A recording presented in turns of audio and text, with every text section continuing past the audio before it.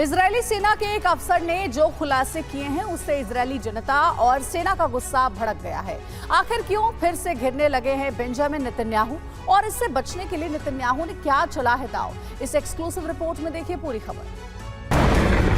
जितनी तेजी से इजरायल गाजा पर हमले कर रहा है, उतनी ही तेजी से बेंजामिन नेतन्याहू का विरोध बढ़ता जा रहा है।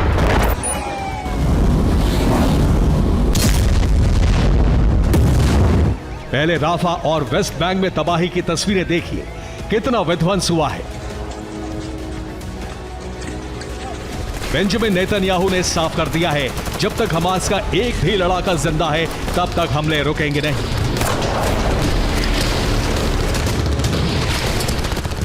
लेकिन नेतन्याहू ये भूल गए कि इन हमलों का साइड इफेक्ट भी हो सकता है।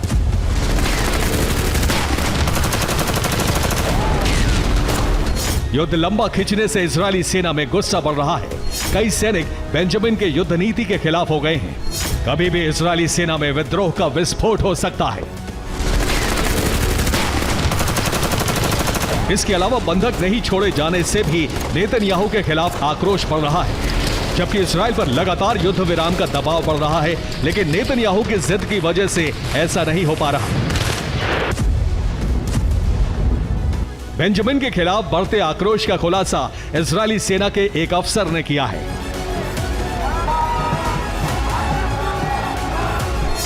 एक नॉन कमीशन्ड अफसर ने दावा किया है, जो कि यूनिट 8200 से है।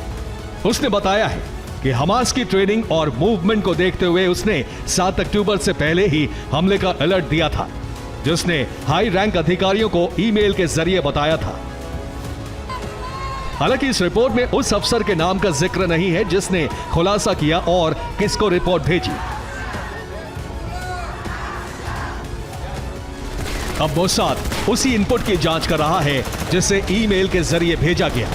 यह जानकारी आईडीएफ सैनिकों के बीच भी पहुंच गई है, जिससे उनका गुस्सा बढ़ गया है कि जानबूझकर इंटेलिजेंस को नजरअंदाज किया गया। अब बेंजामिन नेतन्याहू को इसका जवाब देना पड़ सकता है, क्योंकि वॉर कैबिनेट के सदस्यों ने भी इस मुद्दे को उठाया है।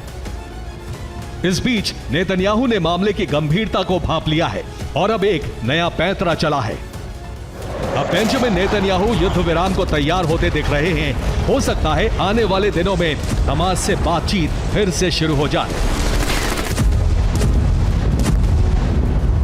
लेकिन सवाल उठ रहा है, क्या इजरायली जनता नेतन्याहू को इतनी बड़ी लापरवाही के लिए माफ कर पाएगी, जिसने हमास को इजरायल में तबाही का लाइसेंस दे दिया?